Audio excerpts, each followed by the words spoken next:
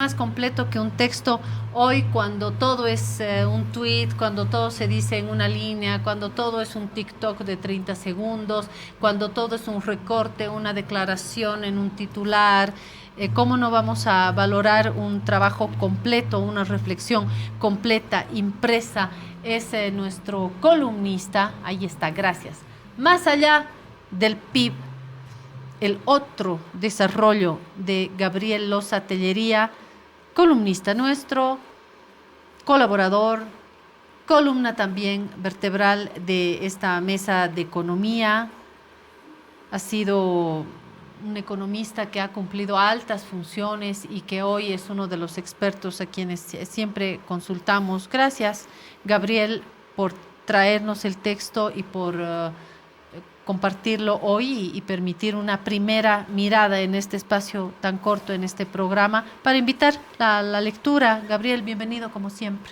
Muchas gracias. Y felicidades. Gracias. Para mí es estar en la casa, también como es la razón, porque es el medio que me contribuye a motivarme y a escribir, y sobre todo a comentar también con Horst. Gracias, Gabriel. Y obviamente está con nosotros Horst Greve, también nuestro columnista dominical, economista, varias veces ministro, docente, profesor, guía de tantos, guía nuestro, doctor de cabecera. Gracias, Horst. Te estábamos extrañando. Con gusto, igualmente. Bueno, aquí está el texto. Creo que primero que hable el autor, qué es lo que ha motivado Gabriel. De hecho, puedo decir que hay una excelente edición, porque si hay algo que hay que reconocerle a esta casa es a Plural, con el apoyo de Oxfam. Bueno, Oxfam siempre detrás de estas reflexiones. Hay una Lourdes Montero, también columnista. No, si yo soy vivísima, yo me agarro a los mejores columnistas en La Razón. Lourdes Montero desde Oxfam siempre da el apoyo a estas reflexiones, a estos debates que son propositivos, que son plurales, que son de fondo, y por supuesto Plural Editores, que tiene, eso es una garantía, tiene una excelente edición, es una de las mejores casas editoriales. ¿Qué es lo que dispara este trabajo sobre el PIB y este otro desarrollo, Gabriel? ¿Cuál es la idea de origen? Bueno, este es una alianza tripartita, como señalaste, el apoyo de Oxfam, la calidad y el trabajo de Plural y el esfuerzo privado, familiar que lo hacemos. Y el mensaje ha sido, escribí para mis nietos, pero no para el futuro, sino para el presente, ¿no? Porque el presente que ya vivimos es complicado en términos de lo que hablamos, el deterioro del medio ambiente, que en realidad puede llegar a ser una catástrofe climática, hablando en sus verdaderas dimensiones. Pero el otro tema que me provoca es la tecnología que tanto hemos propugnado para el avance tecnológico. Ya la preocupación es hacia dónde vamos con la tecnología. Hay que ponerle límites. Y por lo tanto me preocupa el presente de mis nietos, de nuestra población, de nuestra gente. ¿Hacia dónde vamos? Y por eso a mí me encanta hablar de la felicidad humana en un libro de economía, porque de eso se trata. Es decir, la economía no es una fórmula, no es el desarrollo, no es el PIB, no es la balanza comercial, es la felicidad, y por eso creo que vale la pena esta entrada. Le leo este segundo párrafo de la contraportada.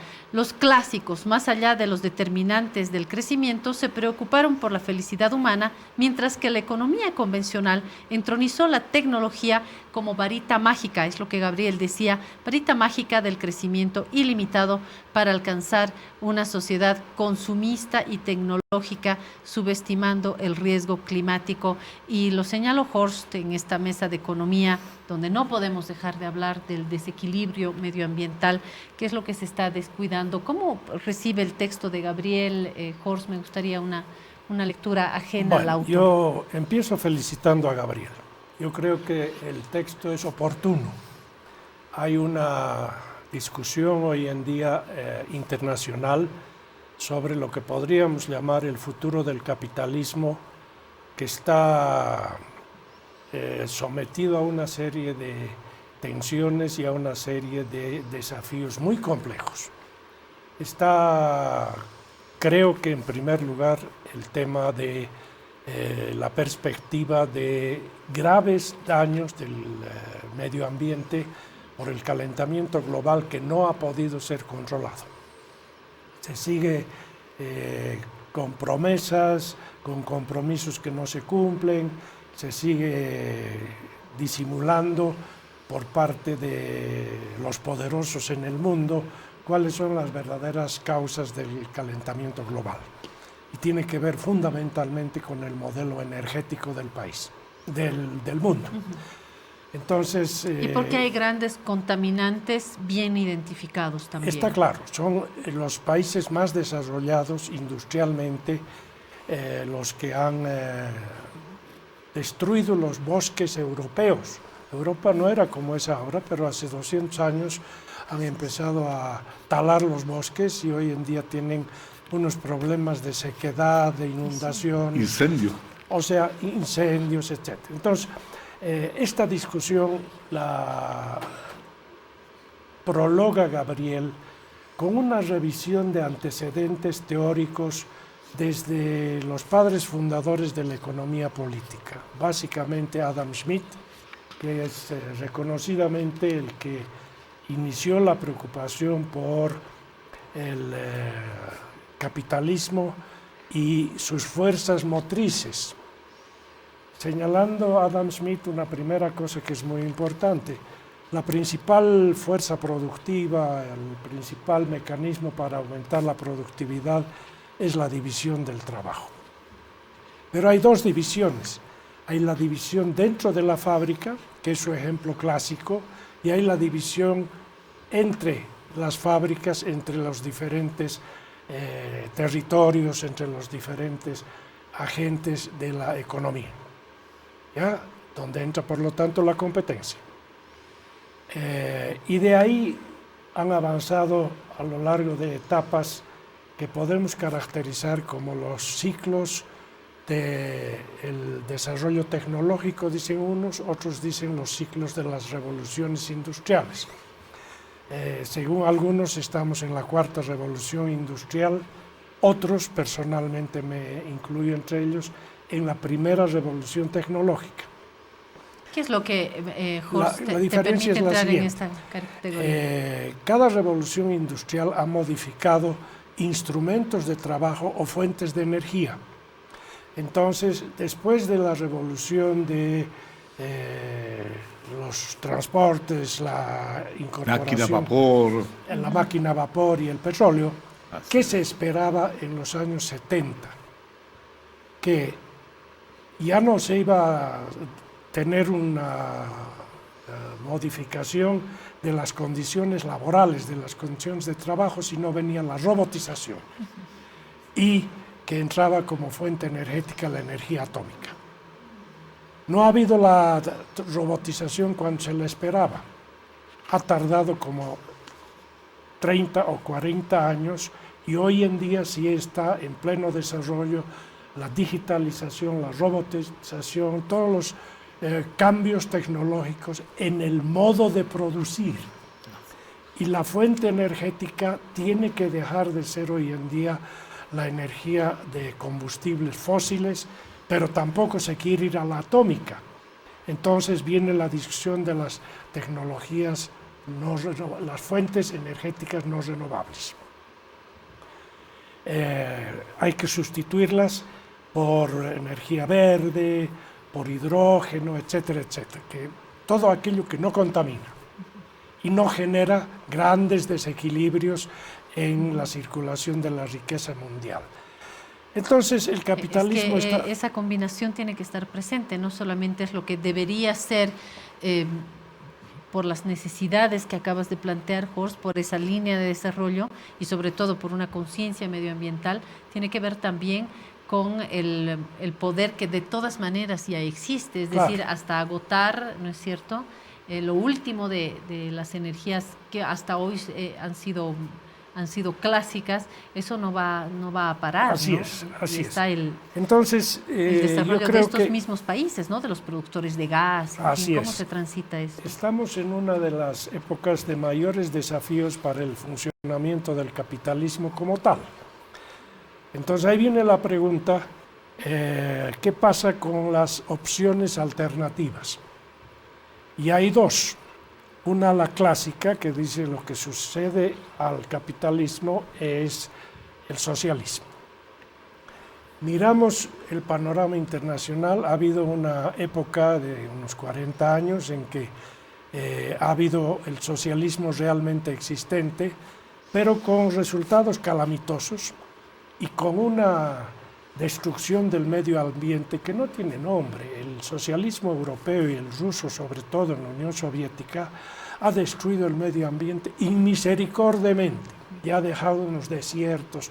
El mar de Aral es el ejemplo más grande, era un mar grande que ya no hay. Y ahí están los barcos en medio de un desierto, lo que quedó. Entonces, el socialismo realmente existente acaba en 1990, digamos. Queda una esperanza, pero con una situación poco ejemplar en el mundo, que es Cuba. Pero es que ahí ya son dos socialismos totalmente diferentes por su peso y su ubicación. Es decir, lo ruso y lo europeo tienen poco que ver con lo cubano, ¿no? Así es.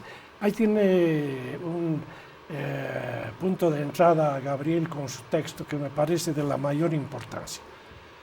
La contribución mayor, hay varias, toda la historia de la economía, sus problemas a lo largo de los clásicos, los neoclásicos, los que empezaron a dudar del desarrollo, etcétera, los que inventaron el desarrollo, después sus límites.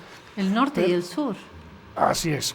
Pero lo que contribuye, Gabriel, en mucho mayor importancia para mi gusto, es la comparación de las tres opciones del vivir bien, que es una contribución que viene de lo andino, es Bolivia, Ecuador y Chile, y plantea cómo se ha concebido el vivir bien o el bien vivir o el convivir en estas tres experiencias, y eso me llama a una reflexión sobre si esta es la alternativa del capitalismo y si tiene viabilidad.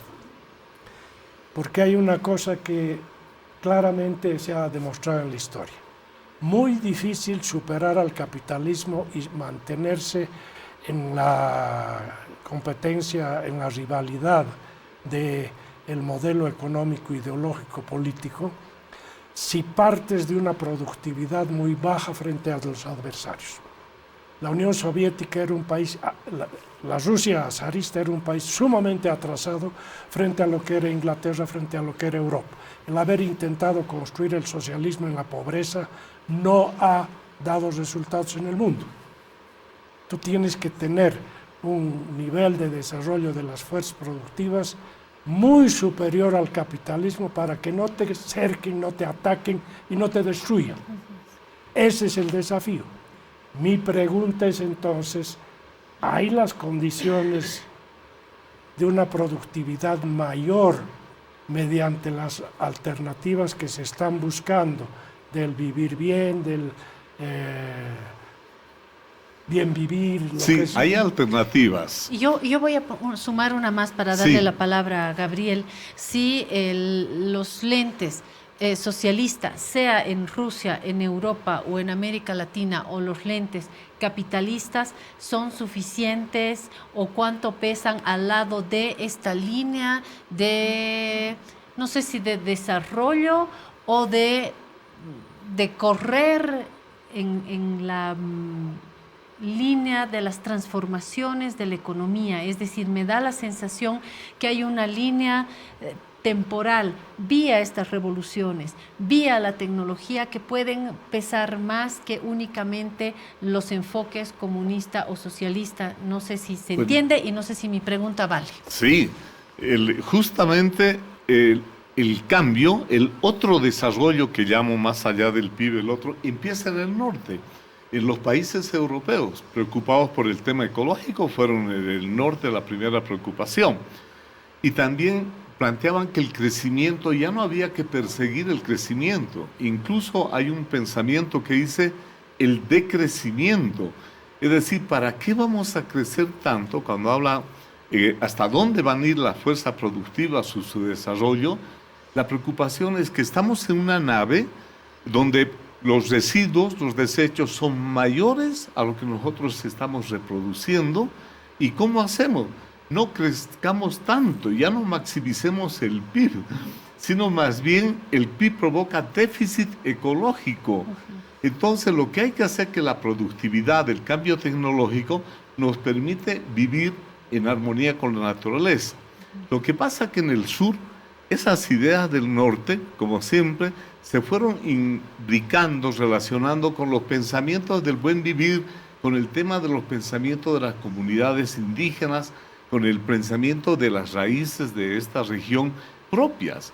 Y el caso de Chile a mí me llamó la atención, porque comparo también Chile, por el concepto mapuche de la tierra, de los niveles muy similares a la cultura aymara, cuando vemos que hay distancias geográficas relevantes. Y bueno, eso nos hace ver que lo que al final es el crecimiento a toda costa y a todo costo, o en realidad queremos el bienestar pluridimensional, que es salud, educación, todo eso, pero con la naturaleza y también el balance vida-trabajo. El trabajo no puede ser más allá de lo que puede ser un balance con la vida.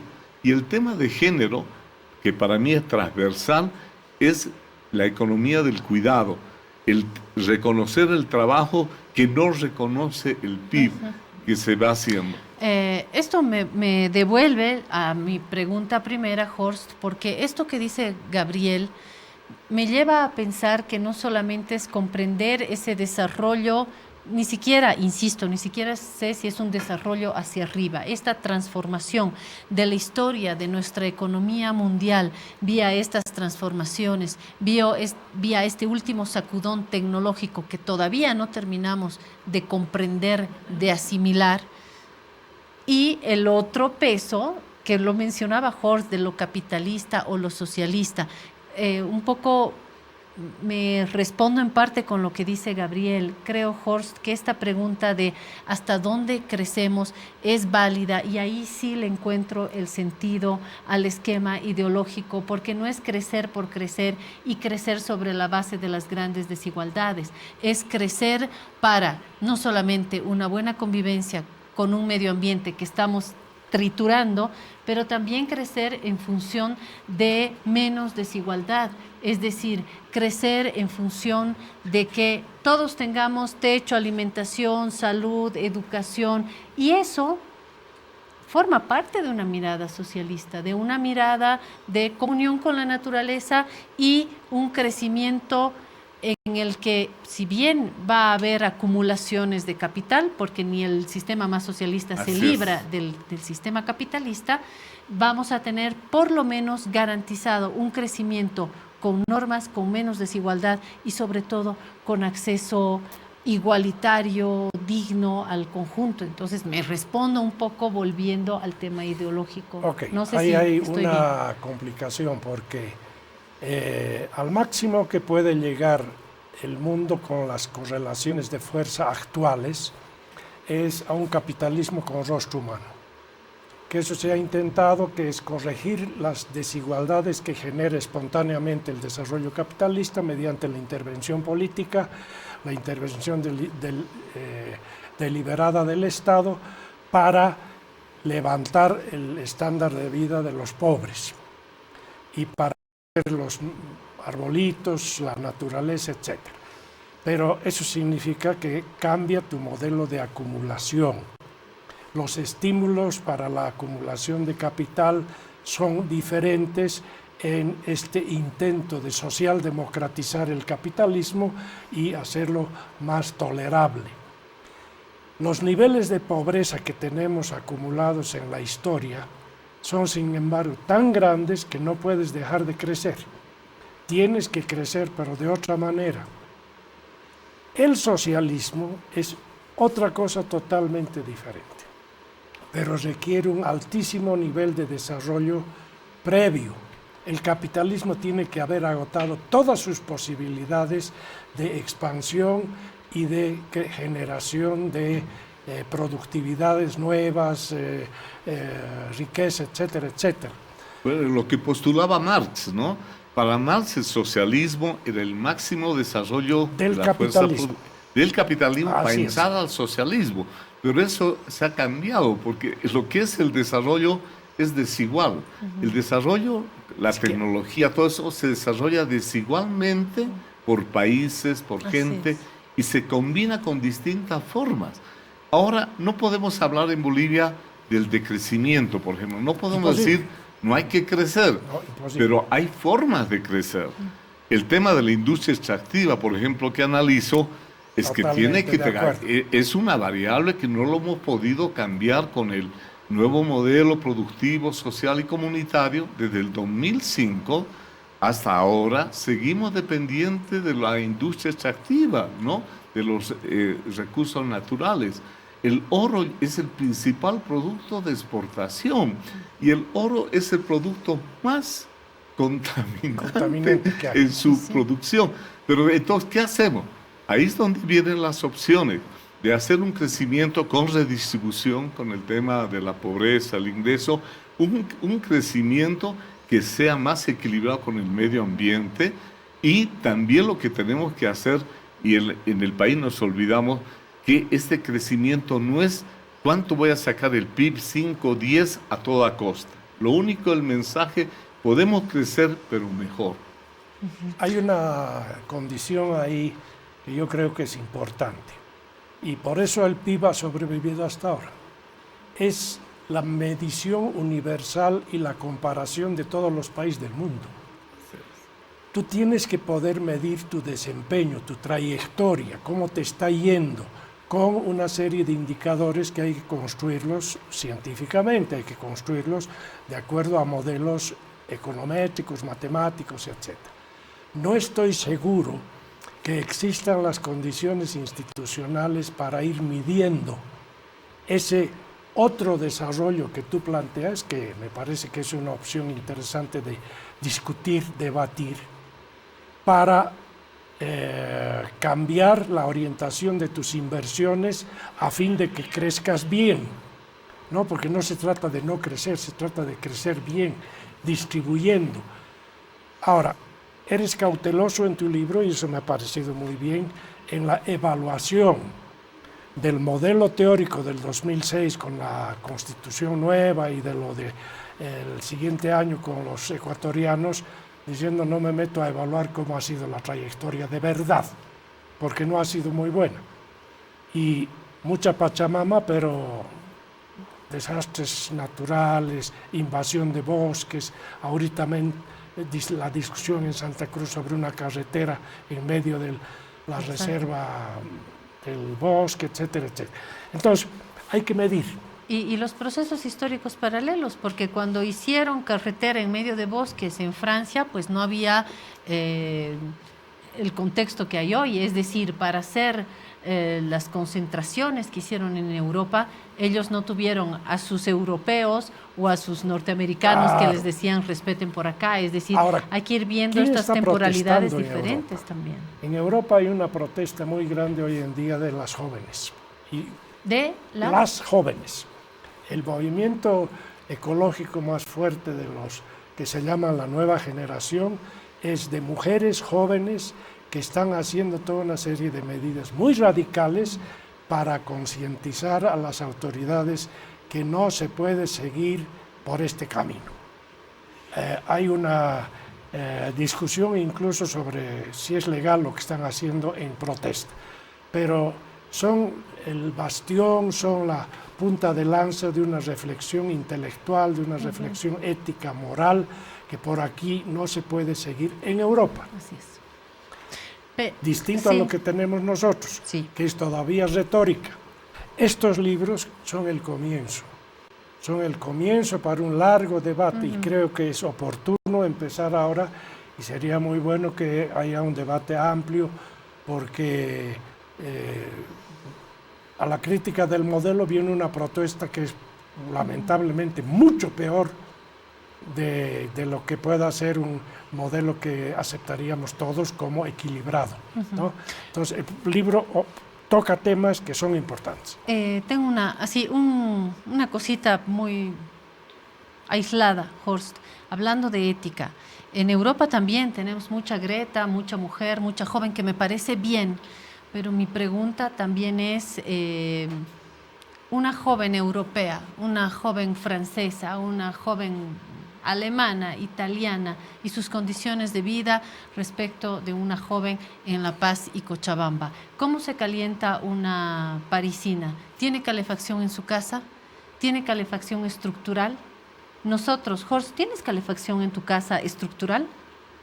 No, pues. Yo me caliento con una estufita, recién tengo gas domiciliario, recién me siento dueña del gas que produzco en mi territorio, porque desde el año pasado recién tengo gas domiciliario. ¿Cómo calientas tu casa? ¿Tienes, así como los europeos, entras y está calentito, o te pones tu estufita? Con el gas domiciliario y el costo muy bajo. Pero yo quiero terminar invitando, por si acaso, a la presentación muy bien, oficial la que va a ser idea. el jueves. Va a ser este jueves 15 de noviembre. Ahora 19. Perfecto. Somos puntuales como la mesa de economistas.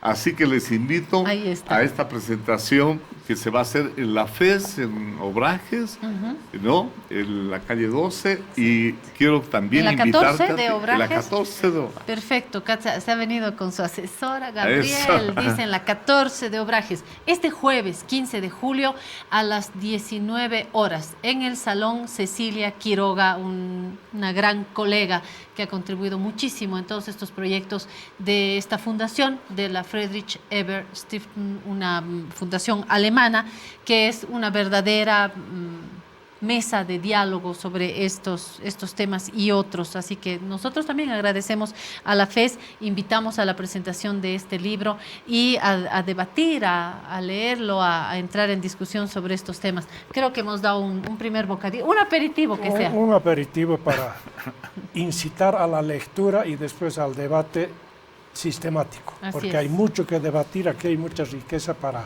discutir. Gracias. Muy bien, felicidades, Gabriel. Gracias, Horst. Gracias, Claudia. Felicidades, Gabriel Loza. Gracias, Horst Greve. Nos vemos en la presentación.